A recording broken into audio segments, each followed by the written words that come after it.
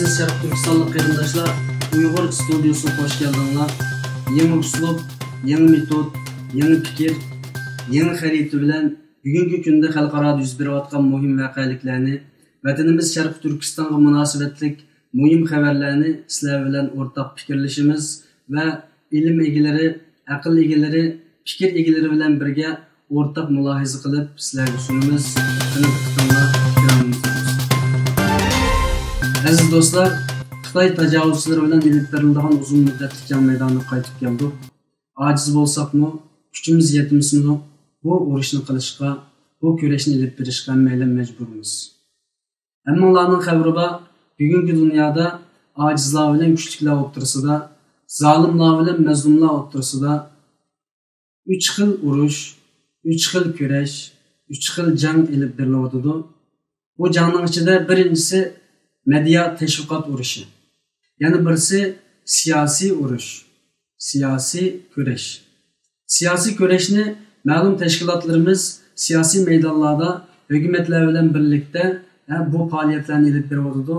3 xil urushning ichida media urushimiz, teşviqat urushimiz yaqinki kunlarda bir qism g'alabalarga, bir qism natijalarga erishyapti. Bugungi zolim bilan mazlumning o'rtasidagi 3 xil kurashning ichida bizning hozir qila oladigan eng cho'ng imkoniyatimiz media urushi, ya'ni teşviqat ko'rishi. Har qanday bir Sharq Turkistonlik qo'lidan kelgan imkoniyat bilan bu teşviqat ko'rishiga atlana oladi. Qo'lidan kelgan imkoniyat bilan bu media urushiga o'zining qurolini olib bu jangga kiradi. Aziz do'stlar, bugungi sinov programmamizning temasini media teşviqat mavzusi bilan boshlaymiz. Hammalarning xabari va Uyg'ur qarindoshlik studiyasi nomida 2017 yildan boshlab Uyg'ur teşviqatchilik xizmatiga kirishgan edik. Uyg'ur muhojirlar orasida tunji qitim naq maydon qanali ichib qarindoshlarimizga teşviqat xizmatining dastlabki qadamini atgan edik. Uyg'ur teşviqatchiligi, Uyg'ur mediachiligi rivojlanib 2018 hatta 2019 yilga kelgan vaqtida Xitoy umumyuzlik hujumini Uyg'ur teşviqatchilariga qaratib, bularni bosh egdirmagandan keyin Uyg'ur teşviqatiga yaqin kelgan jamoatni to'zitib etish hilasini ishga silib, mayli Facebook, mayli WhatsApp, mayli Twitterlarda bo'lsin, hujumni boshlab o'zininki shu bir qancha yaloqchilarni ishga silib, bizni bu teşviqatdan zeriktirdi, teşviqatdan yiroqlashtirdi. Shuning bilan bizningki Uyg'ur teşviqatchiligi bugungi kunda bizga ruhiy o'ziq olib keladigan, bizning yo'limizni ko'rsatib beradigan, bizga tasalli beradigan, bizni ittifoqlashtiradigan, bizni kuchlantiradigan bu teşviqatdan iborat bu yadroninki atrofiga uyushishning naq aksi uningdan yiroqlashib ketib qoldik. Bu Xitoy tajovuzchi Kommunist partiyasiningki chet el muhojirlar ichida teşviqatchilarga hujum qilish, teşviqatdan xalqni ayirib tashlashdan iborat bu razil maqsadiga yetishiga buni yo'l ochib berib qoldik. Ammo chet el tili teşviqatimiz bo'yicha ma'lum ilgirlashlar bo'ldi. Ingliz tili, arab tili, Xitoy tili va undan boshqa tillar bo'yicha dunyoga bizning zarimizni, bizningki dardimizni anglitishda bir qism aktiv qarindoshlarning o'tirg'i chiqishi bilan bu xizmat ilgirladi. Ammo bugungi kunda Uyg'ur teşviqatchiligi kundan kunga keyniga chekinib ketayotdi. Kundan kunga o'zining kuchini ko'rsatmayotdi. Buning uchun Uyg'ur teşviqatchiligiga ham yana bir kuch berish uchun Uyg'ur studiyasi nomida sizlarga programma qilishga qadam tashladik. Muhtaram qarindoshlar, chet el til teşviqatimiz bo'yicha bir qism aktiv qarindoshlarimizning o'tirg'i chiqishi bilan ingliz tili, arab tili, Xitoy tili va bundan boshqa har qaysi davlatlarning yerlik tillari bo'yicha teşviqat ilib berayotgan qarindoshlarimiz ham mavjud. Shu munosabat bilan biz bugungi kun tartib va mulohiz programmamizning birinchi temasi bo'lgan teşviqat masalasida aktiv qarindoshimiz Arslan Niloyat bilan bir qancha masalani mulohiz qilamiz.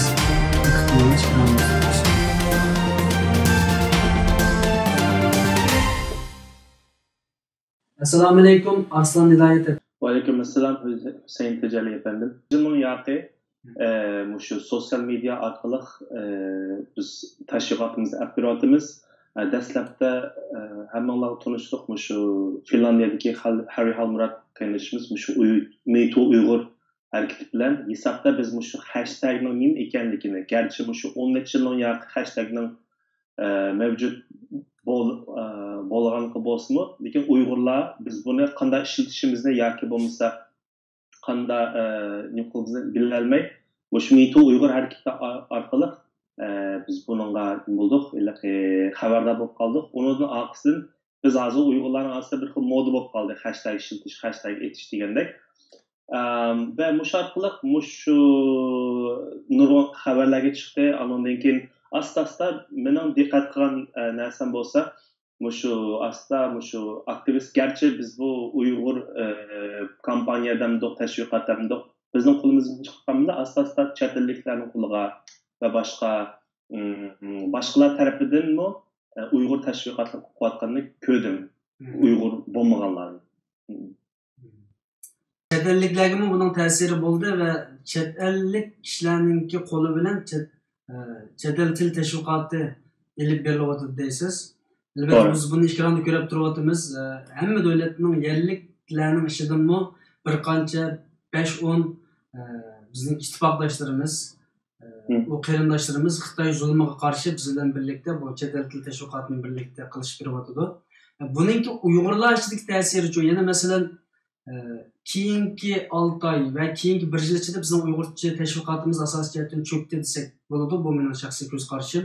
Ya'ni Xitoyning qo'l tiqishi bilan mayli Facebook, WhatsApp boshqa sohalarda xalqqa to'g'ri va kuchli bo'lgan tashviqotimiz keyingi zamonlarda zaiflashib ketdi. Ama chet el til tashviqotining kuchayotganligini men ko'ryapman. Sizning bu hashtag faoliyatingiz va chet el til tashviqotingizda Uyg'urlarning qanday bir ta'siri bo'lyapti? Ya'ni sizni qo'llayotgandi.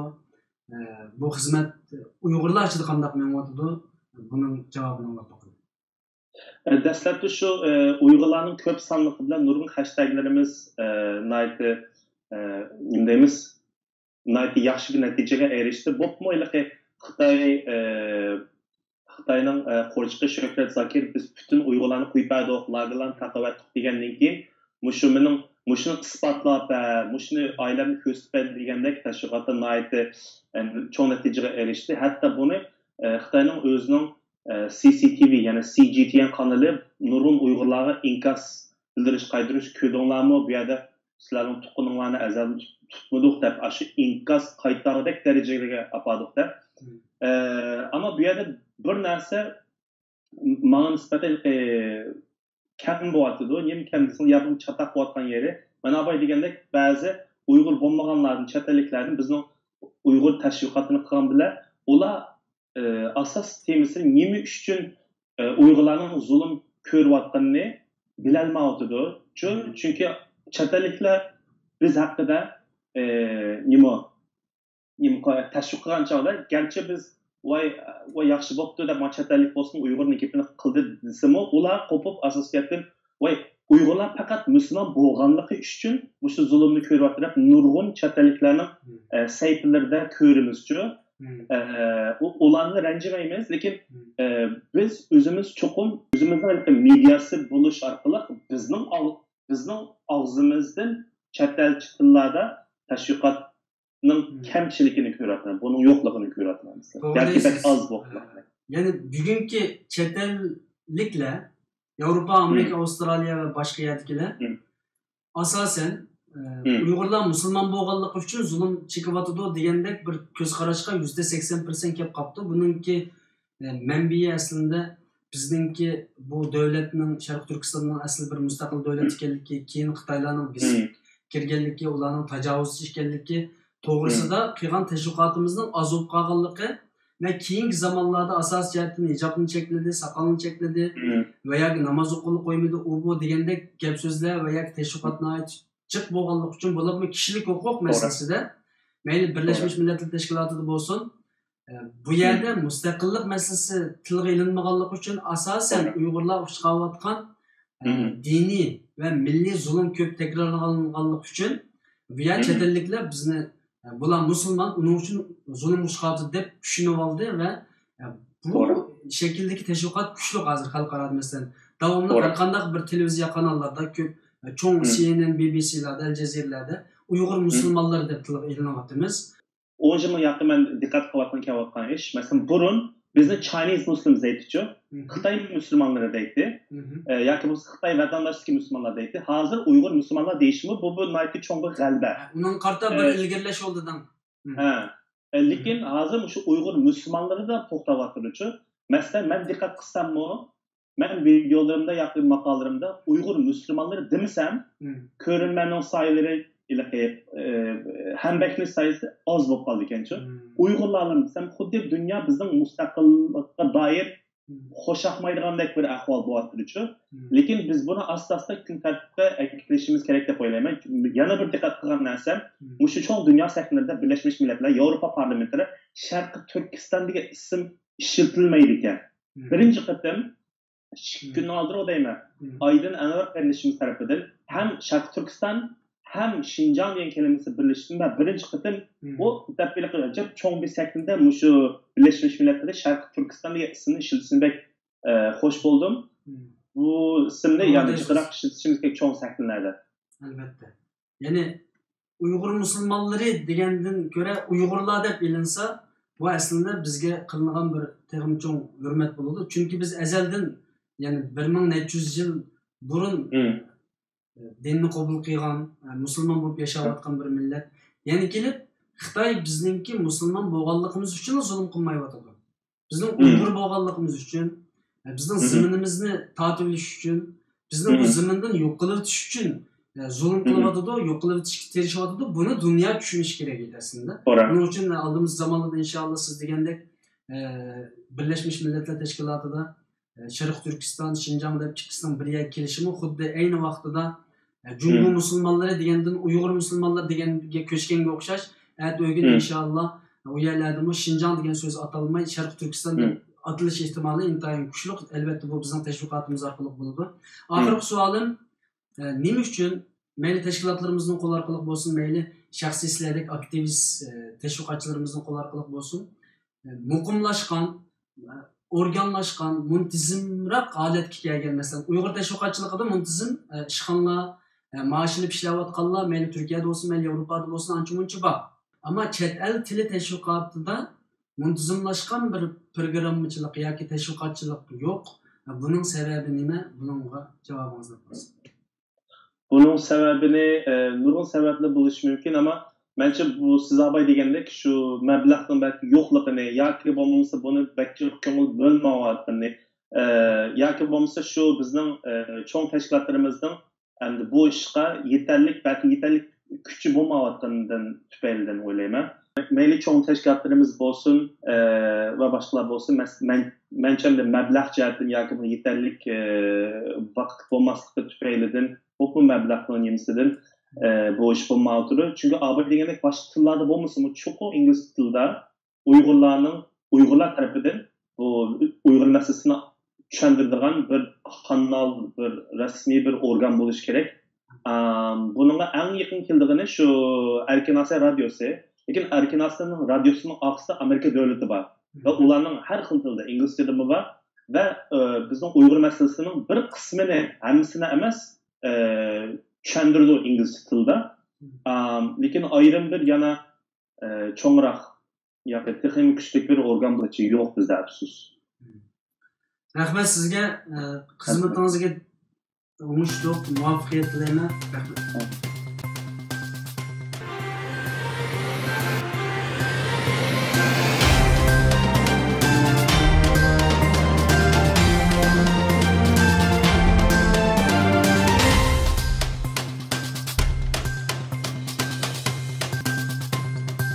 Dünyadaki en diktatör, en vahşi, en faşist, en natsist, en terörcü, en zalim, en kanxo'r, en qo'rqinchoq, en namard bo'lgan inson deyishga arzimaydigan bir dushmanimiz bor. Yolg'on kommunizm tashviqoti bilan Xitoy xalqini, dunyo xalqini aldayotgan, o'zining diktatorligini dunyoga chechish uchun harakat qilayotgan bu zolim tajovuzchi bugun Cumhur Komünistik Partisi degan bu atalmış tacavuzchi partiga yetakchilik qilish bilan birga ayni vaqtida Yevropada mag'lub bo'lgan kommunizm, keyingi vaqtda Sovet ittifoqida parcha-parchalab ketgan bu axlat kommunizm ideyasini Xitoyning o'zining yolg'onchi qonunlariga moslashtirdik, sotsializmga moslashtirdik deb dunyoni aldayotgan Cumhur Komünistik Partisi va uning ergashgan Xitoy dushmanlari bugungi kunda Uyg'ur xalqini, bizga o'xshash oqko'ngil bir xalqni, dunyoga hech qanday bir zarar bermaydigan, hech kimga yomonlik qilishni o'ylamaydigan bir millatni zimindan yo'q qilib o'tish uchun bugun Kommunistik Partisi dunyoga terror chechyotidi, dunyoga virus chechyotidi, dunyoga o'zining diktator ideyasini yeyish uchun urinayotidi. Ammo dunyo uning yolg'onchiligini bilib qoldi. Dunyo uning aldamchiligini, uning vahshiyligini, uning diktatorligini bilib qoldi va shu kundan beri uningga qarshi Amerika boshchiligida tadbir qo'llanishga boshladi. Bugungi kunda Xitoy Uyg'ur xalqini xalqaroga 30 yildan beri terrorchi ko'rsatishga tirishayotgan bo'lsa-mu, o'zi terrorchi bo'ldi. Bilginimizdek, terrorchi kelimasi kishilarga qo'rqinch solgan, kishilarga ansizlik solgan, qo'rqitgan degan ma'noga ega bo'lgan bir kalima. Bugungi kunda bizni dunyoga terrorchi ko'rsatmoqchi bo'lgan Xitoy zolim dushman partiyasi o'zi terrorchi bo'ldi. Bizni dunyoga eski ko'rsatishga tirishgan edi. Bugun o'zi vayron bo'ldi, o'zi sharmanda bo'ldi. Inshaalloh Xitoy Kommunistik Partiyasini Alloh tez fursatda bu dunyodan yo'q qilg'ay. Mazlum ishg'oliyat ostidagi Sharq Turkistonimizni va u yerda yashagan xalqimizni Alloh tez fursatda erkinlikka chiqarib bersin. Aziz qarindoshlar, Xitoy taqatgan bu virus butun dunyodagi insoniyatga bir baloyi ofat olib keldi. Butun dunyoga taqalgan Sharq Turkistonliklarni ham o'zining kelajagidan, o'zining salomatligidan ansirayotgan bugungi kunda Xitoy virusining taqilishi hammalarga tahdid elib keladi. Aziz qarindoshlar, butun dunyoga jiddiy yamrayotgan bu Xitoyning baloyi ofati hammalarga tahdid elib keladi. Virus, ya'ni bu Çin Xitoy virusi munosabati bilan hammalarning o'zining salomatligiga diqqat qilishini, tozaligiga diqqat qilishini, bu virusdan qo'rqinadigan barliq amal choralarni qo'llanishini umid qilamiz. Shuning bilan birga butun dunyoga tarqalayotgan bu zaharlik virusningki ismini koronavirus emas, Xitoy virusi, China virusi, Chinese virusi deb butun dunyoga Xitoyningki virus tarqatadigan o'zining ham bir virus ekanligini, virus tarqatadigan bir o'rin ekanligini tushuntirishga tirishaylik va buni qo'limizdan kelishicha tashviq qilaylik. Chinese coronavirus. China's coronavirus. China's coronavirus. China's coronavirus. The Wuhan or the Chinese coronavirus. The Wuhan coronavirus. The Wuhan coronavirus. The Wuhan coronavirus. The Wuhan coronavirus. Coronavirus. The Wuhan coronavirus. The Wuhan coronavirus. The Chinese coronavirus. China's coronavirus. China's coronavirus. China's coronavirus. The Wuhan or the Chinese coronavirus. The Wuhan coronavirus. The Wuhan coronavirus. The Wuhan coronavirus. The Wuhan coronavirus. The Chinese coronavirus. China's virus. China's virus. China's virus. China's virus. China's The Wuhan or the Chinese coronavirus. Aziz qarindoshlar, chet elda yashayotgan Sharq Turkistonlik muhojirlarningki dardini anglash, qiyinchiliklarni hal qilish va kelib chiqqan masalalarni to'g'ri bir shaklda analiz, tahlil qilish uchun ba'zi masalalarni studiyamizga ba'zi qarindoshlar telefon orqali, xat orqali yetkazgan bo'ldi. Buning ichida bir qancha masalalar bor ekan, shu masalalarga munosabatli tashkilot boshliqlari, tashkilotlar va shaxslar bilan aloqa qilishga tirishyapmiz. Eng muhim bo'lgan chet elda yaqindan beri bo'libmi Turkiyada g'oyib bo'lib ketayotgan qarindoshlarningki, izdiraksiz yo'qolib ketayotgan qarindoshlarningki, surishti qilinmayotganligini ko'zda tutib, ham bizga kelgan xabarlarga asosan bu masalaning tagini aniqlash uchun bir qancha tashkilot boshliqlariga telefon qildik. Buning ichida Qaysaridagi Sharq Turkiston madaniyat va hamkorlik jamiyatining boshlig'i Seyit Tumturk apandini fikrini qilish orqali bu masalaning tagini tushuntirib berishga va unga munosabatli bir qancha masalalarni qildik. Seyit Tumturk.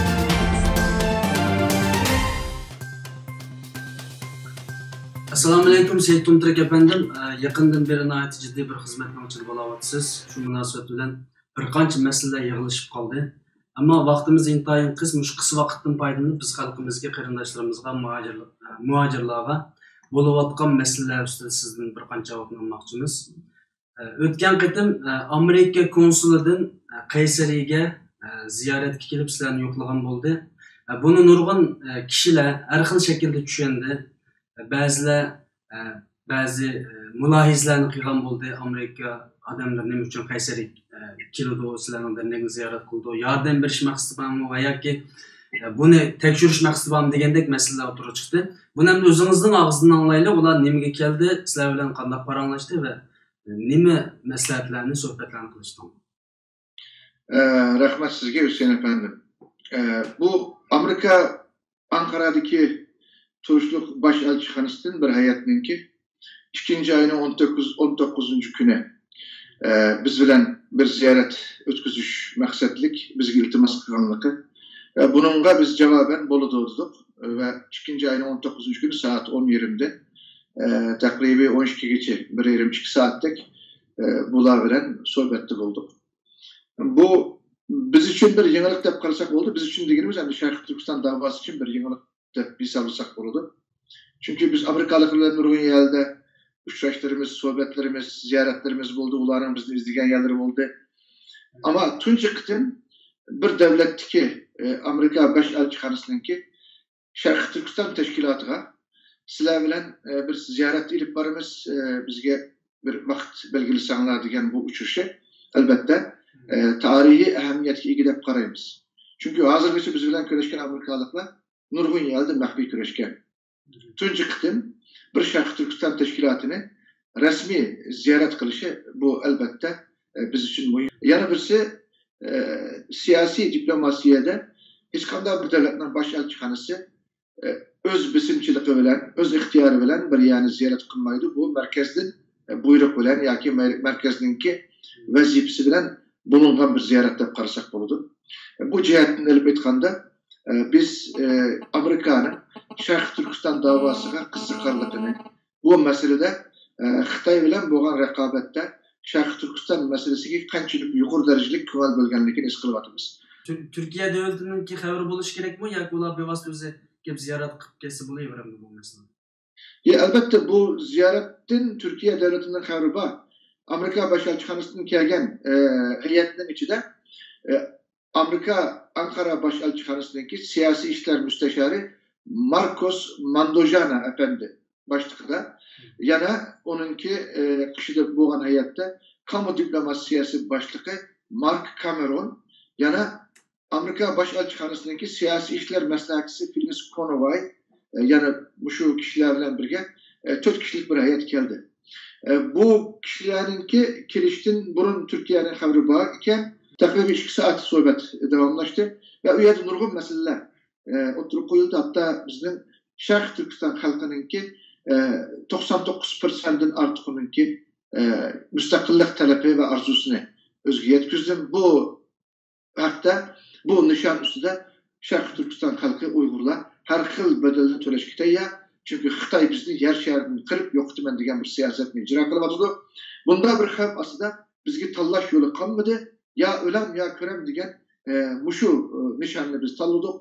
İnşallah bu aktisizliğini bizge hemkarlışı onların mutkalimizde oçuk aşkarı taleplerimize oturup koyduk. Bunlar mı nurgun yakşı fikirlerini, mesleğetlerini ve bizge bundan keyinki hemkarlaşış, sohbetleşiş ve ziyaretinden devamlaşış olduk mu?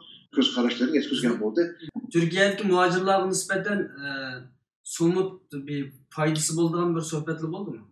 Bence hem Türkiye'deki Şarkı Türkistan'lık muhacirlarga, hem Şarkı Türkistan davasıga, hem Şarkı Türkistan'ın müstakillik yolundaki bizim nişanımızga intayın mühim, önümlük ve neticelik bir ziyaret oldu hep qarayman. Bu küçük adli bir ziyaret emas. Ve bir neçə gün ötmey yana Doğu Perinçek'ninki aydınlık gizliste bana Seyit Tumturk Amerika elçixanası bilen görüşüp bizning dostumuz Amerika Türkiye Amerika bilen dost buluş gerek Şarkı Türkistan meselesinin hal oluşu için Türkiye'nin Amerika bilen yakın dost ve ittifak buluşu bizim menfaatimiz ilgen beyanatlı berde. Xitay bilen Orus'un Türkiye'ye asla dost olmaydılar. Bizge mandak bir hata yolunu gösterdiler.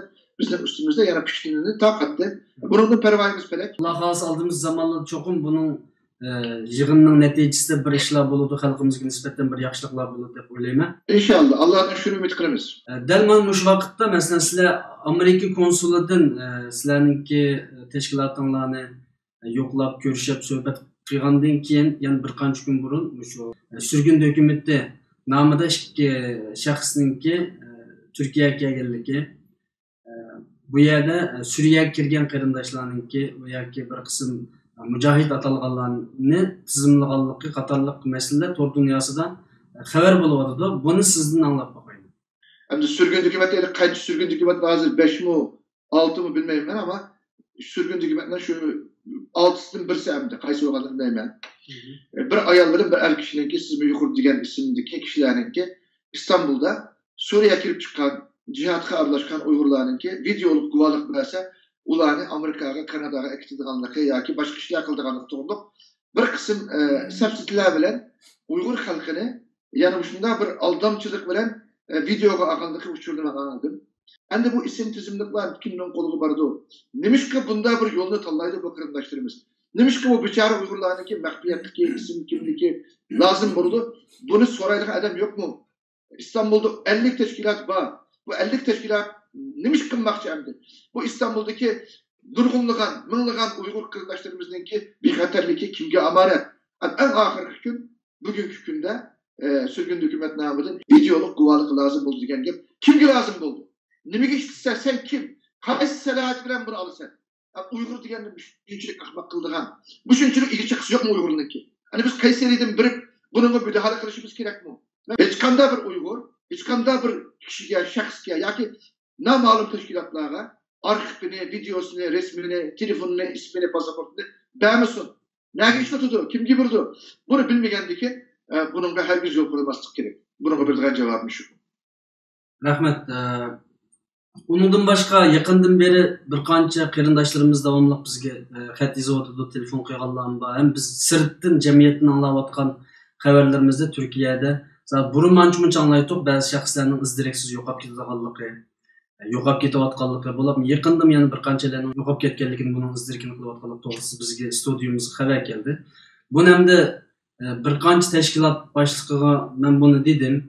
Ama bulardan ben yaxshi javob olamadım. Yani ularni bilmaydiganligi degandek masala. Ama siz ham de Turkiyada bu ishlarning tegini bildigan bir shaxs bo'lish sifatingiz bilan bu İstanbul ya Turkiya tarafida yo'qolib ketayotgan Uyg'ur qarindoshlarimiz nima uchun yo'qolib ketdi? Ular rost yo'qolib ketdimi yoki ularning biri gunohi bo'lsa hukumatdan tutib akirib ketdimi? Nima uchun bular oshkor bir shaklda bo'lmaydi yoki Xitoyga yo'lga silinib ketdimi degan masalalarga qisqacha bir javob olsin. Muhim bir sualını sordunuz. Yani şu meselede mi? İstanbul'daki teşkilatlarımızdaki mesuliyetine ada kılış gerek. Bunu sürüştürüş kılış gerek. Bunun cevabını şularına bir gerek. Ben Kayseri'de turvatım. Tak Kayseri'de yaşamakta Uygurlardan birisinin izdireksiz yok kapkını yok. Birisininki YouTube etkili yok. Ya birisininki Xitay kayıtırılığını yok. Bütün bulavatkan işte şu İstanbul'da bulavatsız o. Yani demiş ki bu 50 teşkilat bu meselede cevap vermeydi. Bunu sürüştürüş kılmaydı. Bunun akıbetini iniklamaydı. Bunu mu? Şuları siz sorapsız, cevap alamapsız. Aslında cevap veriş gerek. Ama bu doğruluk siz gibi bir cevabım şu. Birincisi, Türkiye'de bunun birden çıkırındaşlarımızdaki izdireksiz yok ketkenlikini ben bu haber taptım. Bunları sürüştürgen vaktimizde hakikaten bunların nerede bulganlığı dair ilik kolumuzda delil ispat oturup çıkmadı. Ama gumanımız bunların bir kısmının Xitay kayıtılganlığı dair şundak bir işaretle oturup çıkıp kaldı. Yo'qolib ketayotgan qarindoshlarni qaysi shaklda surishtir qilish imkoniyatimiz bor. Hem bularni surishtir qilishning bir ikki uslubi bor. Bir yerde misal ben şu yaqinda bir 2-3 ayni yaqinlagan bir xabarim İstanbul'da bir kısım qaroqchilarningki o'zini mujohid atib olgan saxtipaz kazzablarningki Uyg'urlarni bulan qilib, ularga qalpoq kiydirib, ularning iqtisodidan shunday bir bulanchilik qilayotganligini ve bunu mu numus kılmamış digile cihatga pul tapımız ya ki cihatga pul işitimiz diyen bir kısım muşundak şuarlar bilen neçe Uygurlarınki oturduğun izdireksiz yokup ketkenliki muşu haberler bana yetti. Muşunu Uygurlar bana yetkizdi. Yani bunu nima üçün sürüştü kıldığan bir resmi organ çıkmaydı. Nemişka teşkilatlarımız bunu sürüştü kılmaydı. İstanbul'da bulavatkan bu işte, İstanbul'daki bu şu biçare Uygurlarımız bana yetkizip bu hakta yardım kısıtlayıp ben de yardım sordum. Yani bu kanda bir ahlak, kanda bir mücahitlik, kanda bir vatanseverlik, kanda bir Uygurluk, kanda bir Müslümanlık.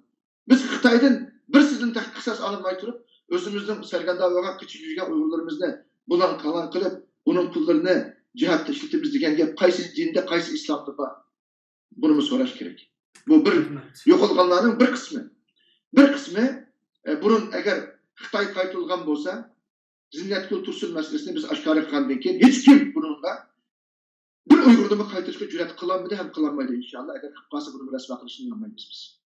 Biz hiç kanda bir menfaat, hiç kanda bir bizge verildiğin nafa Uygur'un namus iffetlerden, onunki amanetinden olur emez. Bir zinnat kültürsün, bizge bir kolumuzga ayını, bir kolumuzga künni berse, tigişmeydiğin bir amanet. Şunu bilip kalsın ki, bundan kim biz inşallah bu irademizden ergizlenmemiz.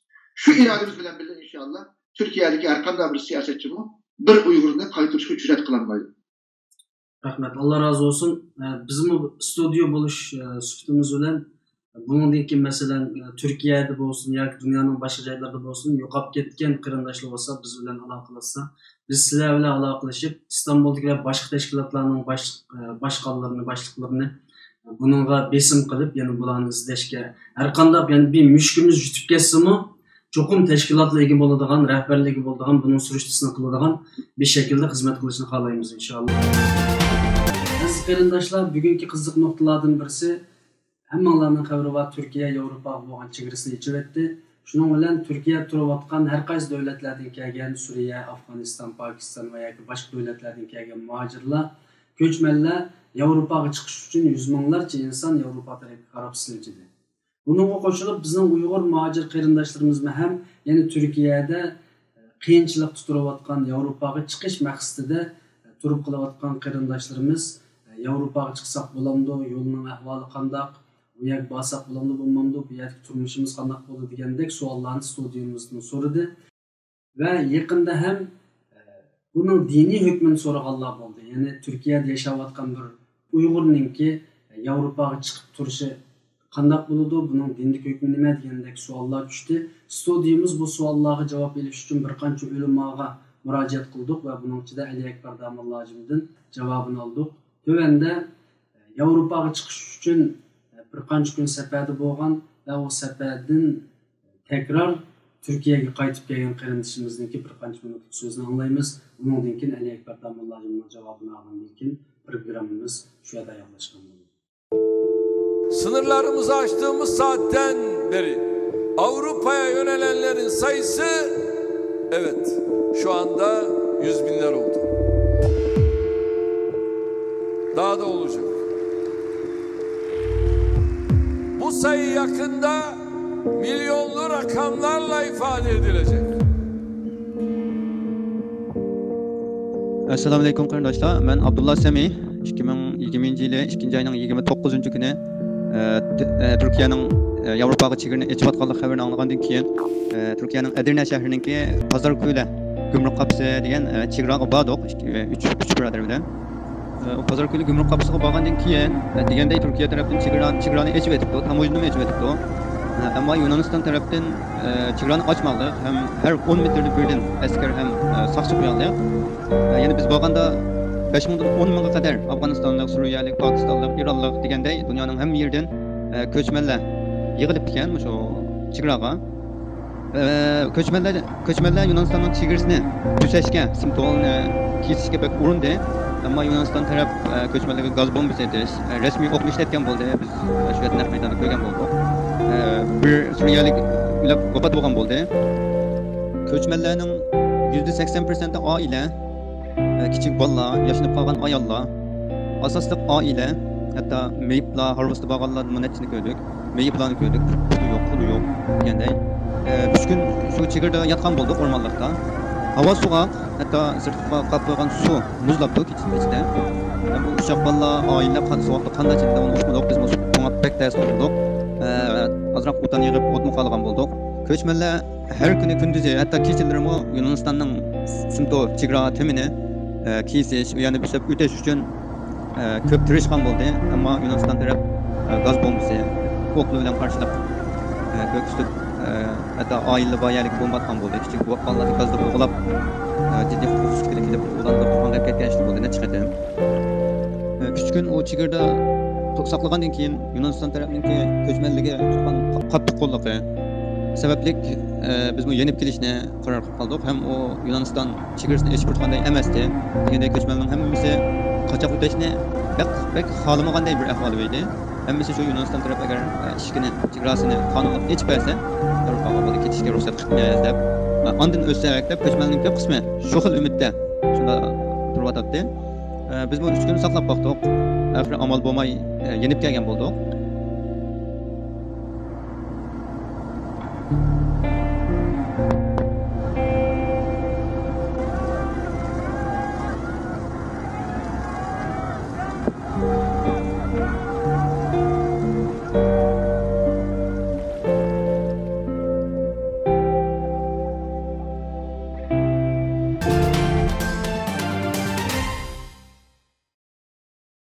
Assalamu alaikum.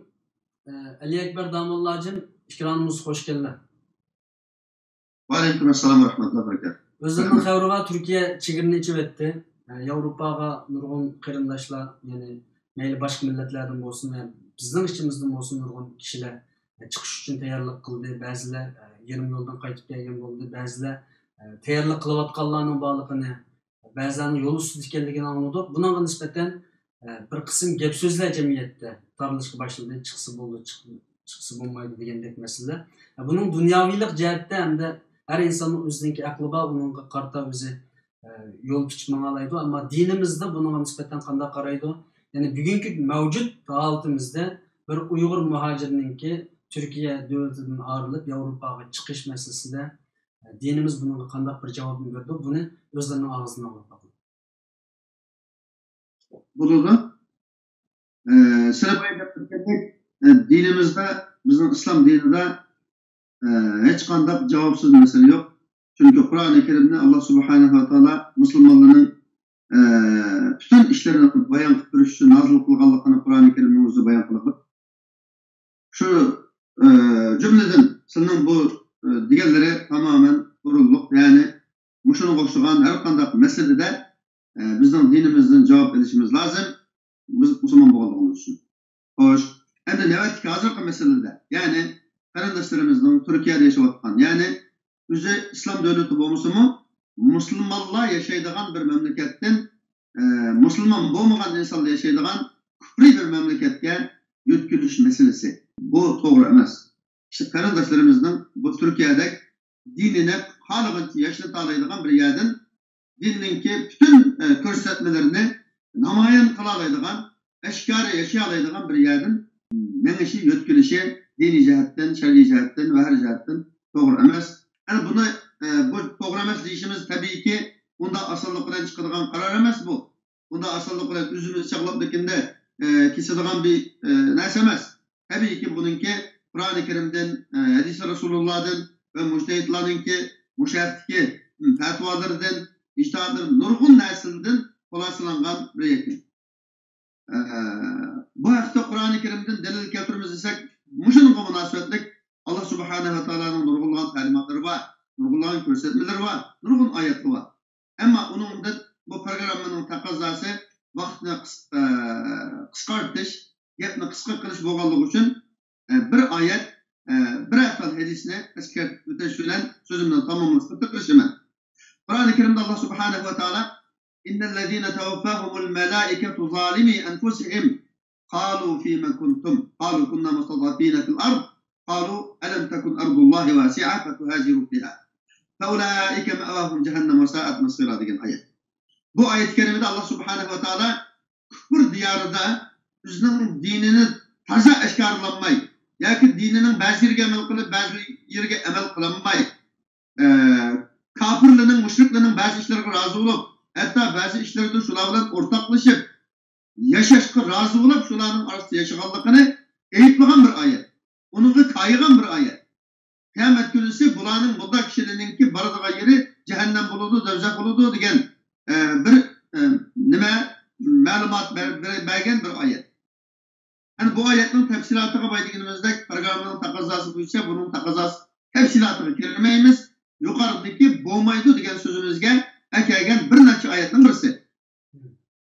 Endi shu kufr diyorida shu yerdagi ahvolga rozi bo'lib yashashni, yashaganlikni Alloh subhanahu va taolo ravo ko'rmagan ekan, buni yo'q qo'ymagan ekan, qiyomat kunisi undaqlarning barlig'i yer do'zax bo'ladi degan ekan. Endi musulmon diyoridan kufr diyoriga berishni tabiiyki to'g'ri demaydi shariat, buni cheklaydi. Buning uchun bu oyatni dalil qilishimiz. Ondan başka Peygamberimiz sallallahu aleyhi ve sellem'nin "Ana bari'un min kulli muslimin yuqimu beyne azhuril müşrikin." Men Peygamberimiz sallallahu aleyhi ve sellem hadisi. Men müşriklarning arasida turadigan, müşriklarning arasida yaşaydigan her qanday musulmondan men adajuda degan bu hadisi Tirmizi Abu Davud rivoyat qilgan sahih hadis. Ve bunun hem tafsilotiga kirmaymiz, ama qarindoshlarimizningki bu programni anglagandan keyin bunun tafsilotini tushungisi olsa yoki buni texnik tafsili tushunishni rad qilsa, biz bilan aloqalashsa yoki sizlar aloqalashsa tafsilotini tushuntirib qo'ysak bo'ladi. Ya'ni bir fiqhiy mujtahid ulamolarning o'tirisida ad-daruratul hams deydigan bir qoida bor. 5 dona darurat. Ya'ni har qanday musulmon bilmasa bo'lmaydigan, har qanday musulmonning bilishi va uni qo'g'dishi har qanday musulmonning ustiga vojib bo'lgan 5 narsa bor. Shu 5 narsaning birisi dinini qo'g'dash. Yani birisi neslini qo'g'dash, urug'ini qo'g'dash, avlodini qo'g'dash degan. Yani bu şu nurg'un qarindoshlarimiz o'zining pasportining yo'qligi, jinininki u yerda bexatarlik ega emasligi, iqtisodining bexatarlik ega emasligi nurg'un qiyinchiliklar tufaylidan chiqayotganligi aniq. Hergizmi turiblam Turkiyadagi bir zaminni tashlablam chet elga mangmaydi. Mana shunday ahvollarda, mesela ya uning pasporti yo'q yoki iqomati yo'q va yoki iqtisodiy intayin nachar, jinni baqamayotgan shunday bir shakllarda chiqsa bo'lamdi u yerdan. Endi qarindoshlarimizningki yoki berishda ko'zda tutgan urg'un nuqtalari bo'ladi. Rost ba'zisi siz degandek shu yerga borsak bir vatandoshligimiz chiqib qolarmidi degan maqsad qilgan. Ba'zisi u yerdagi iqtisodiy jihatdagi ozodchilik yoki shunday bir xiyolni maqsad qilgan. Ba'zisi o'ziniki bayon qilgan sabablar bilan maqmoqchi bo'lgan bo'ladi. Ammo men bu yerda bir narsani deyman oldi bilan biz her Müslüman buluş salayetimiz bilan her narsani imani maneviyet bilan ölçeylikki herkes maddi narsa bilan ölçmeydi. Maddi narsa bilan ölçeydigan ma iş Müslümanlıknınki ifadesi emas qarindoshlar. Bunun uchun iqtisodiy mesele desek hayatını beqish, ailesini beqish meselesine nispeten Türkiye'de zaten o'zini baqqala bo'lmaydi desa bo'ladi. Agar Türkiye'de o'zini baqqala bo'lmaydi desa u yolg'onchi u. Agar ashunda bola o'qib qolsa, ishada 2000 ko'y, 2,5 ko'y ishlaydigan yerda biz o'qishimiz. Agar endi ehtiyoji bo'ldi kelsa, ashunda ish bor. Turklarning ishida bor, o'zimizning Uyg'urlarning ishida ish bor. Kunda e'lon chiqaryapti, undan chiqib bilib turyapmiz. Bu biri. Miyada sal qilsimi, mayada musulmonlarning orasida yashagani afzal hem kursu bu. Bunu tavsiye qilamiz. Ve men yettaqillaha yec'al lehu mahraja degan Allohning oyatini eslatamiz. Allohdan qo'rqsa, taqvolik qilsa, Allohga itoat qilsa, Alloh unga chiqish yo'li beradi degan bu oyatni eslataman dedi. Agar endi bu masalada zodi mishadan ketmasi bo'lmaydigan bir o'zligi chiqib qolgan bo'lsa, ashundaq bir qiyinchilikqa duch kelgan bo'lsa, shuni majbur bo'lib qolgan bo'lsa, endi bu misollar bilan buni tafsilotiga kelmaymiz. Rast aşınığı mecburlap qolgan bo'lsa, bu chog'da tabiiyki uningga ruxsat qilinadi. Bugungi kunda mavjud sharoitimizda Yevropa va Amerikada Xitoy zolimlarga qarshi kurashda bizga biroz ishga chiqarayotganligi hammalarga ma'lum. Ya'ni nurg'un qarindoshlar mishaga chiqib o'qisam va yoki texnik egallasam va yoki askar bo'lsam deb kelganlarmi bor, masalan, askarlikni o'rgansam degandek. Va uningdan boshqa bu yerda bir iqtisodim yaxshi bo'lsa, Xitoyga qarshi bir ko'rishimni davom qilsam deb nurg'un qarindoshlar buni maqsad qilganlik va yoki shunda qilib yashagan qarindoshlar bor. Nurg'un qarindoshlarimiz mushu maqsadda Xitoyga qarshi jangini bu yerda Yevropada, Amerikada va Avstraliya boshqa yerlarda ilib beryapti. Buni yani bu maqsadda chiqmoqchi bo'lgan qarindoshlar. Endi davoning meselesi de bu bir kişilik mesele emas. Eğer dava cihettin şu yerde turup kalgan dava münasebeti bilen davanın bazı kısmını bir yerde kılmasa koymayırken bazı kısmını bir yerde kılışka mecburkenimiz bulup kalsa bu ahvalda yukarıda degendek özümüzün dinini kontrol kılalış, dinimizin saklap kılalış şartı bilen aşağıda öteş, aşağıda vakit ötküzeş ki ergişip diniden çekinip gittiğin dini ruhi, dini gururu, dini vicdanı, imanı yok olup gitmesi ki kafalat kısa bazı ihtiyaçlar sebeplik, bazı maksatlar sebeplik kusu bulunur. Ama biz aşağı görüp bir pul tepip bir yolumuzda, işimizde, davayımızda benim kısak degen bu mesela özür olunmaydı. Ağırlığa eğer aşında zat aşağı bağımsız zat olmaydıgan özürlük olup kalsa, zarureti olup kalkan olsa aşırı şahsiyet şu vakitte bizden belki bizge okşagan bir ehlilimden sorsa özün tefsilatını dese benim hazır duç gelgen efalım mavu ben burada bir vaziyet düşüp kaldım. Şunun şu aşağı berişine nime kılıp otumen sebebim yadım yakışa bulamdı bulmamdı dese bunun karta şu vakitte cevap verilse nayet doğru olurdu. Çünkü her adamki birliğinden her adamınki cevabı meselesinin cevabı da malum topluluğu bilen malum kaidede itibar bilen biraz fark olurdu. Allah razı olsun. Rahmet sizlarga aziz qarindoshlar. Programmamizningki formati munosabati bilan aslında dinimizde bundaq inchki masalalarga va cho'ng siyosiy masalalarga uzun oyatlar, hadislar va fiqh olimlarininki ko'z qarashlari o'tirib qo'yilishi orqali javob berildi. Ammo biz vaqtni 3 minutdan 5 minutgacha degan chekka kelib olganligimiz uchun Ali Ekber Damolla hacimni qisqa javob berishga o'zimiz biraz mecburlagan bo'lib qoldik. Shuning bilan bu javobi mush shaklda elib berilgan bo'ldi. Inshaalloh yani tushunmagan va texmi tafsiliy javob olmoqchi bo'lgan qarindoshlar bo'lsa, Ali Ekber Damolla hacim bilan bevosita aloqalashsa bo'ladi va yoki bo'lmasa studiyamiz bilan bevosita aloqalashsa, yana bir qatimliq programmalarimizda biz davomli bu masalalarningki to'g'ri xatoligini arishda fiqh olimlarimizga, ulamolarimizga murojaat qilish orqali bundan keyingi chet elda yashayotgan muhojirlarimizning to'g'ri hayotini boshlab berishiga yo'l ko'rsatishga biz tirishamiz. Rahmat sizlarga. Rahmat. Allah razı olsun. Aziz Sharq Turkistonlik qarindoshlar, bu qitimliq sinov programmamiz bu yerda yakunlashadi.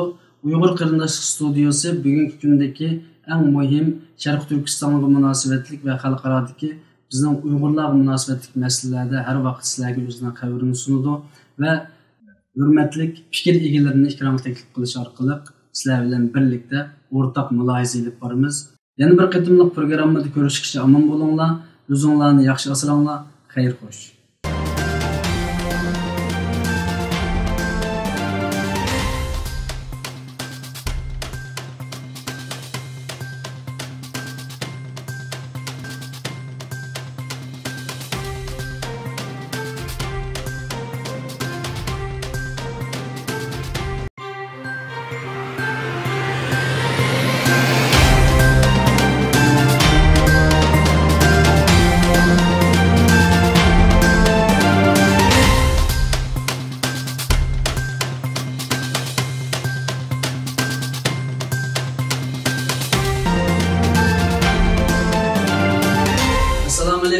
Aziz Sharq Turkistonlik qarindoshlar, Uyg'ur studiyasiga hoş geldinglar.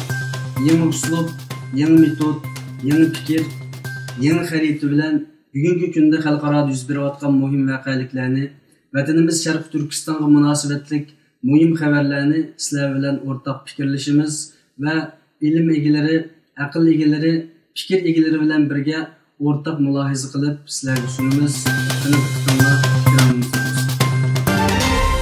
Aziz do'stlar,